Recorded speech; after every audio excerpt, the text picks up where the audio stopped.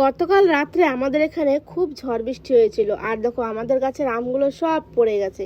তারপরে পরিষ্কার করে এই যে আবার কাজ করতে লেগে পড়েছি। তোমাদের গরিব কাকু সকাল সকাল গেছিল মাছ বাজারে, তো লাটা মাছ নিয়ে এসে। আমরা তো লাটা মাছ কেউ পছন্দ করি না, তো আমার শাশুড়ি মা, তোমাদের গরিব কাকু আর আমার শ্বশুরমশাই খুব ভালো খায়, তার জন্য শাশুড়ি মা দেখো আমাদের জন্য ডিম এনেছে, বলে যে তোরা ডিমের ঝোল রান্না করে খা।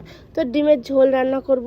আর এদিকে বলতে বলতে আমার লাটা মাছের ঝোলটা হয়ে গেছে। আবার দেখে অনেকে বলবে ইস এটা কি রান্না হয়েছে।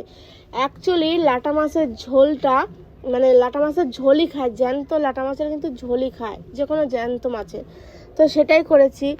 আর হচ্ছে আদা রসুন আর পেঁয়াজ আমার সাইজ করা হয়ে গেছে, টমেটো তো শিলনোড়ায় বেটে নিয়েছি। কাঠের উনুনে শিলনোড়ায় বেটে রান্না করেও স্বাদ দ্বিগুণ হয়ে যায়, উফ যা দারুণ লাগে না। তারপর দেখো আমার কিন্তু সব কিছু রেডি হয়ে গেছে, বাটাবাটির ঝামেলা শেষ। এরপরে কিন্তু ডিমগুলো ছুলে তারপরে হচ্ছে তোমার মানে রান্না বান্না তো করতে হবে তাড়াতাড়ি করে।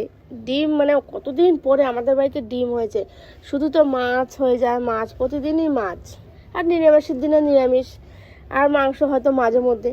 তো দেখো আজকে সেই মজা করে খাবো। তো ডিম হচ্ছে অনেকগুলো ডিম থেকে, আবার তোমরা ভয় পেও না, যেহেতু দুবেলার ডিম তার জন্য রান্না বান্না হচ্ছে।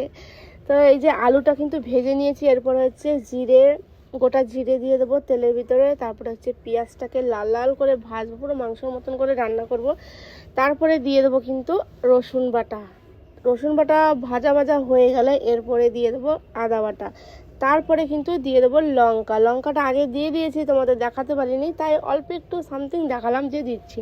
আর মানে হলুদ গুঁড়ো, তারপরে জিরে গুঁড়ো দিয়ে ভালো করে কষিয়ে এরপরে আলু দিয়ে ভালো করে কষাবো। টমেটো দিয়েছি, তারপরে কিন্তু জল দিয়ে দেবো। জল দেওয়ার পরে কিন্তু একটু টক বগাবে, তারপরে কিন্তু ডিম দিয়ে দেবো।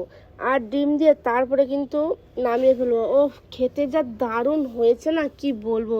আর কেমন হয়েছে রান্নাটা তোমরা কিন্তু অবশ্যই বলবে, কালারটা কিন্তু